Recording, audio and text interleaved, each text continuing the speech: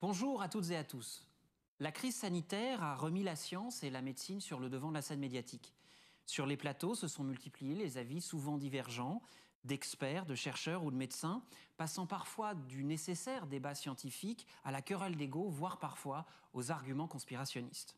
Ces prises de position, sont ensuite relayées sur les réseaux sociaux par une population soucieuse de s'informer et parfois aussi par une armée de commentateurs qui se découvrent soudain des experts en virologie et en maladies infectieuses. Sur les plateaux ou sur les réseaux, chacun y va de son étude, on met en avant ses chiffres et on cherche à décrédibiliser ceux des autres. Difficile d'ailleurs de s'y retrouver parmi tous ces arguments qui peuvent parfois prendre l'apparence de la science. Alors, comment savoir à quelle étude se fier? Comment se prononcer sur leur validité et sur leur intégrité? Eh bien, pour répondre à ces questions, Médias en scène accueille ce matin une spécialiste internationale de l'intégrité scientifique. Docteur en microbiologie, elle a fondé en 2019 le blog Science Integrity Digest, où elle expose les fraudes photographiques et analyse l'intégrité des papiers scientifiques. Ses recherches l'ont d'ailleurs poussée à signaler plus de 60 articles signés par le professeur Raoult qui, lui, en retour, a porté plainte contre elle. Néerlandaise, elle vient nous expliquer en anglais à la fois ses méthodes et la menace que représente la fraude scientifique. Voici la docteure Elisabeth Bick. Good morning, doctor. Bonjour docteur et bienvenue. Merci de m'accueillir. C'est un grand plaisir de vous avoir aujourd'hui. Je voudrais simplement comprendre votre point de départ. Pourquoi avez-vous décidé de vous spécialiser dans l'intégrité scientifique? Parce que je pense que les articles scientifiques sont un sujet important de discussion. S'ils contiennent des erreurs ou des fraudes, il faut pouvoir en parler puisque les recherches scientifiques sont fondées sur ces publications scientifiques. Donc, puisque évidemment la science progresse d'un article à un autre, d'une recherche à un autre. Donc il faut pouvoir en parler. Donc je dirais que c'est sans doute la chose la plus importante en tant que scientifique. Il faut pouvoir dire qu'on a des doutes sur tel ou tel article pour que les recherches conduites par d'autres soient meilleures. Est-ce que c'est pour ça que c'est une véritable menace mondiale maintenant?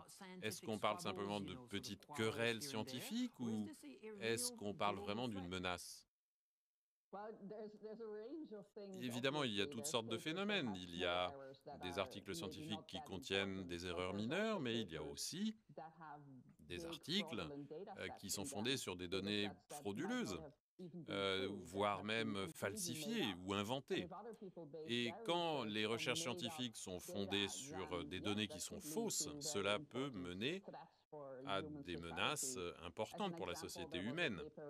Prenez par exemple un article dans lequel il a été un article qui affirmait que les vaccins pouvaient provoquer l'autisme.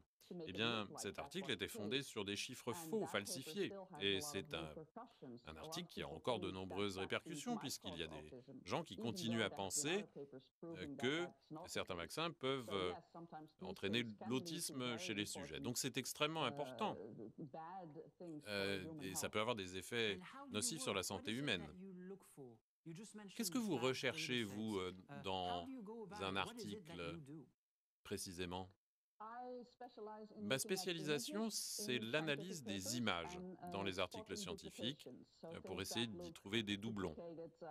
Par exemple, des doublons de chiffres ou représentant des expériences différentes ou des articles où des parties d'images ont été répliquées plusieurs fois grâce à Photoshop, par exemple. Donc, s'il y a des données qui ont été modifiées avec Photoshop, je n'arrive pas à les identifier, mais je peux trouver des doublons. Donc, ça veut dire que même des grands scientifiques peuvent faire des copier-coller. Oui, ça arrive. Comme dans tout autre domaine, évidemment, la science n'est pas complètement imperméable à la fraude.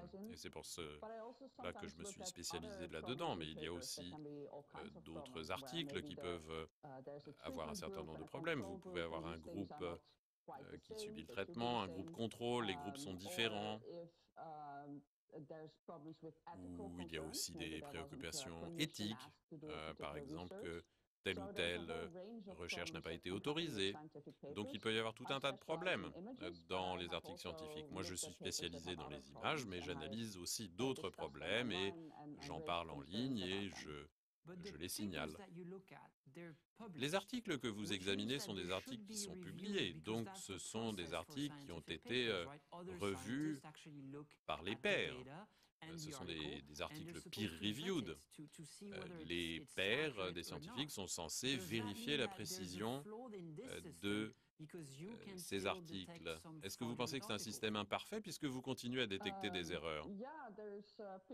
Oui, le système du peer review n'est pas forcément le meilleur système, mais en tout cas, c'est le meilleur qui existe actuellement. Il faut que les articles soient examinés par des pairs, par d'autres scientifiques du même domaine, mais d'une façon générale, c'est un processus qui est réalisé de façon bénévole, donc les gens ne sont pas forcément très motivés, les gens font ça le week-end ou le soir, et en général, il n'y a que 2 ou 3 pairs qui vont examiner ces articles.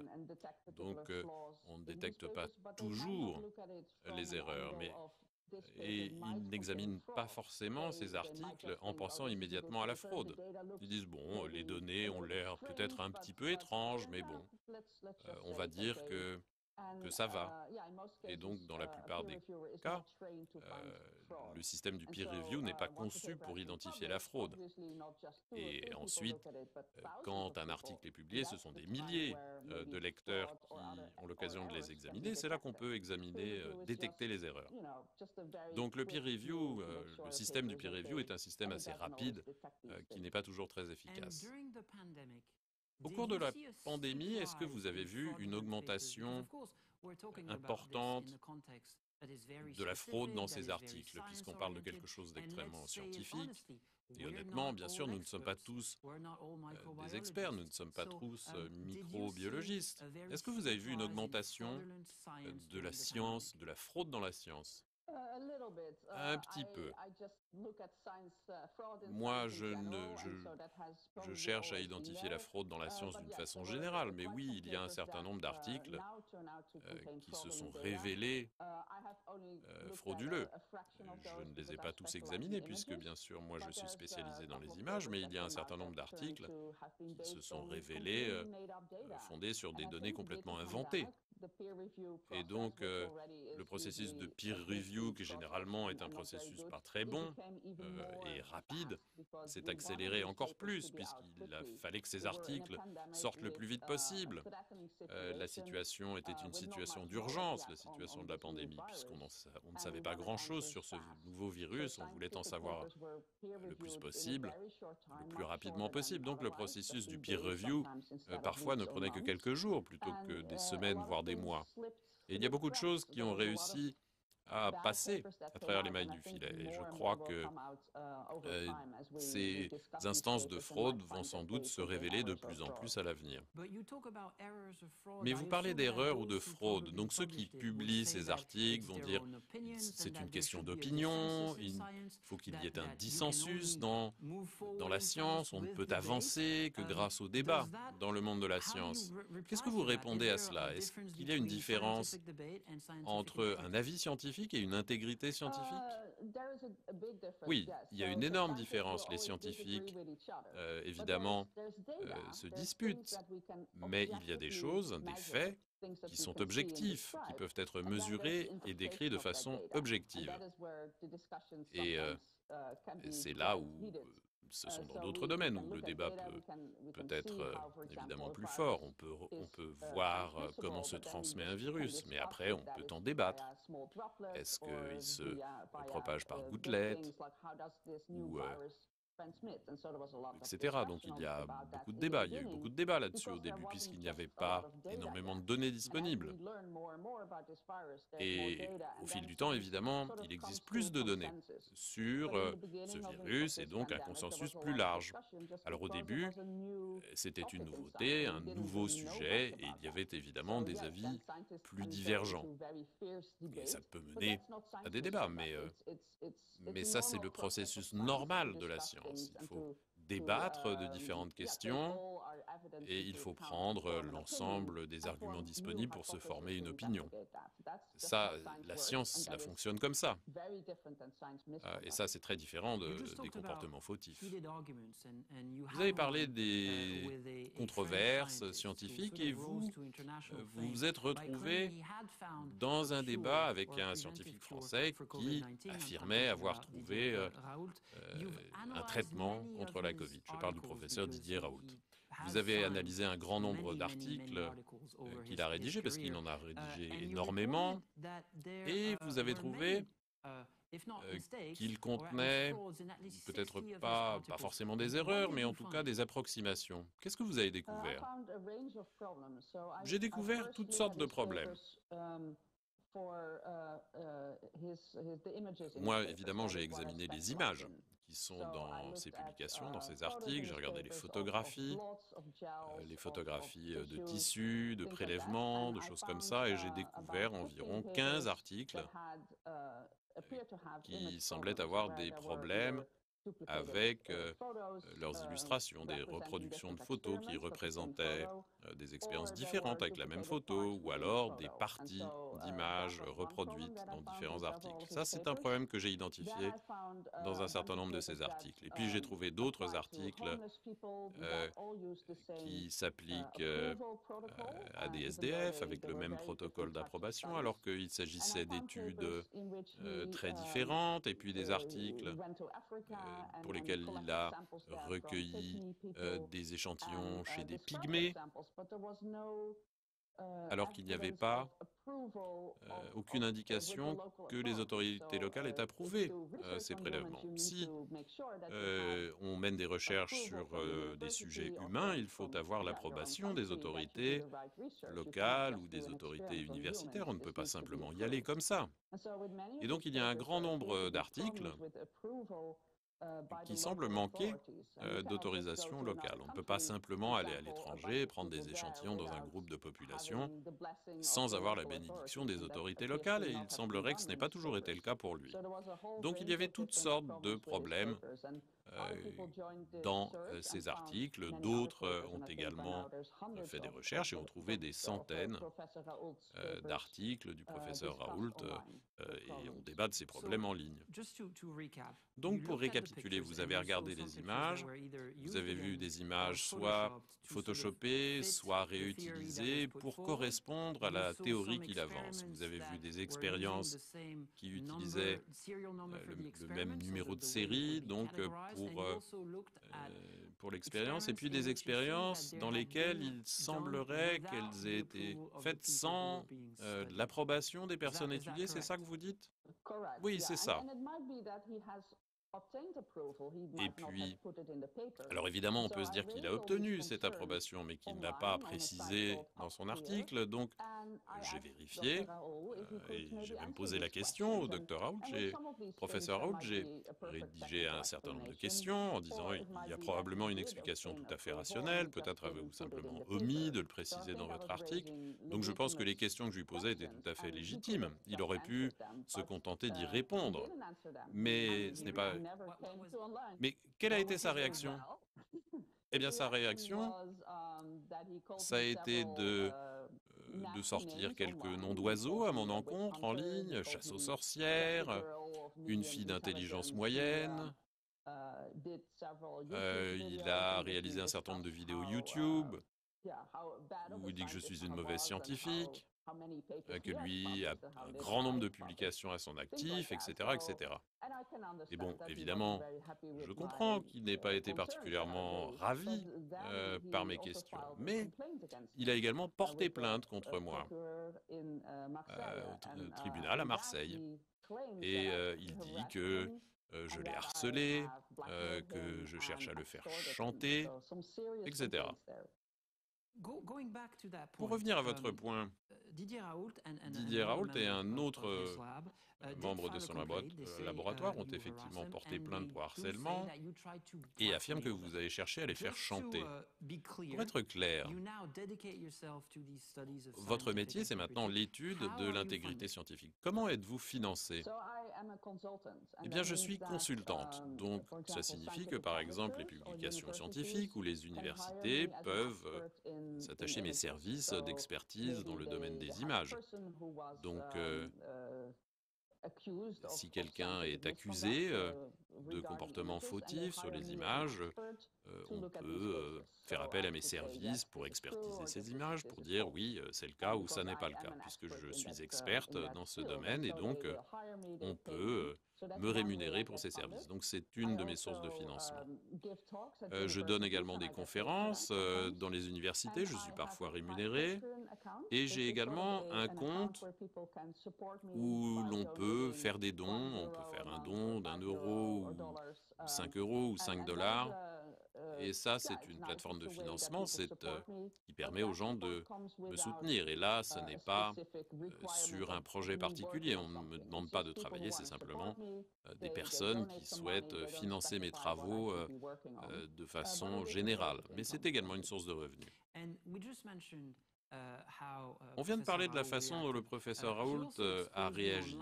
Il a parlé de vous en ligne et qu'est-ce qui s'est passé après? Eh bien, le docteur Raoult a énormément de followers sur Twitter, donc un grand nombre de ces individus ont commencé à me harceler en ligne. Ils m'ont envoyé des messages pas très sympathiques. On m'a envoyé beaucoup d'images de prisonniers derrière des barreaux. Des menaces, en définitive. Des menaces comme si tu viens en France, on va t'enfermer, ou qui te paye, c'est une escroquerie, tu es payé par les labos pharmaceutiques. Tout cela n'est pas vrai d'ailleurs. Donc ça n'a pas été très agréable d'avoir des centaines et des centaines de messages, de les voir déferler tous les jours. Non, et ce n'est pas courant. Je suis sur Twitter, j'ai un compte Twitter, donc j'ai beaucoup de discussions sur Twitter, mais la plupart du temps, les scientifiques sont plutôt aimables les uns avec les autres. Parfois, il y a débat, mais en tout cas, il n'y a jamais de menaces de mort ou d'insultes. Donc, ça a été quelque chose de nouveau pour moi. Et puis, un ou deux tweets un peu méchants, je veux bien, mais des centaines par jour, nerveusement, ça a été un petit peu compliqué. Ça m'a un peu empêché de dormir. Donc c'est du harcèlement. Mais avez-vous reçu le soutien de la communauté scientifique? Parce qu'il doit quand même y avoir des gens qui sont du côté de la science. Oui, en effet, ça a pris un certain temps quand même. À un moment, je me suis senti très seul et pas très soutenu. Mais en définitive, il y a 2 personnes qui ont commencé des pétitions en ligne que les internautes pouvaient signer et ça a été formidable de voir que j'avais le soutien d'une partie de la communauté scientifique et que tous ces trolls, l'influence de tous ces trolls s'est rééquilibrée avec les gens qui soutenaient mon travail, en disant que le professeur Raoult devait effectivement répondre aux questions qu'on lui pose et pas simplement faire des procès. Donc, et que c'est un débat scientifique. Il faut débattre de la science dans le monde des scientifiques et pas au tribunal. Vous venez d'aborder un point très important. Vous dites qu'avec toutes ces nouvelles attitudes, ou en tout cas ces nouveaux éléments du débat scientifique, il semblerait que la confiance du public dans la communauté scientifique s'est érodée au fil du temps. Et à une époque où on avait le plus besoin de la science pour affronter la pandémie, pour affronter le changement climatique, il faut avoir plus confiance au contraire.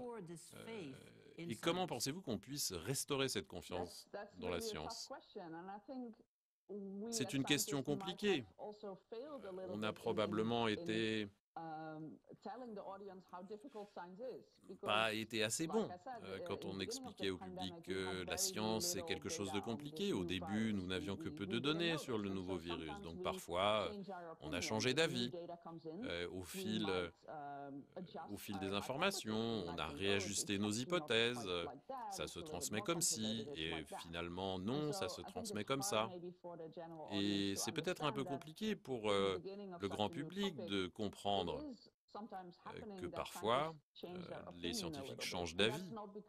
Ce n'est pas parce que nous changeons d'avis comme de chemise, c'est parce que nous avons connaissance de nouvelles données et qu'elles nourrissent nos réflexions.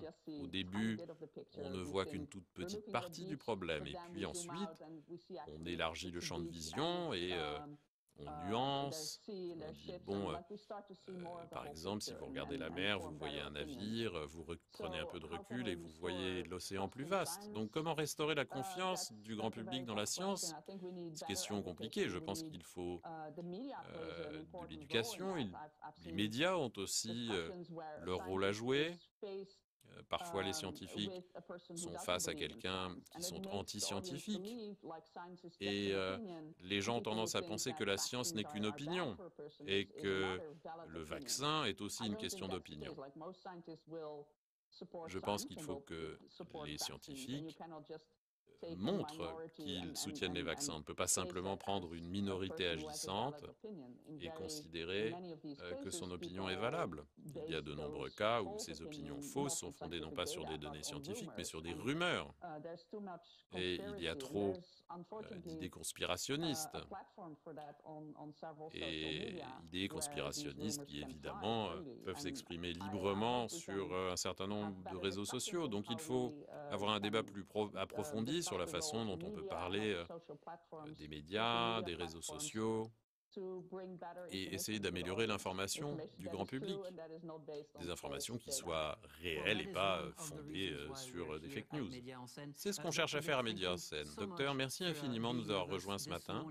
Restez avec nous puisque nous allons d'ailleurs continuer cette discussion. Nous allons chercher à voir comment lutter contre la désinformation scientifique. Vous allez tout de suite rencontrer Claire Wardle. Elle est fondatrice et directrice de First Draft, une agence internationale de conseil et de lutte contre la désinformation. À tout de suite.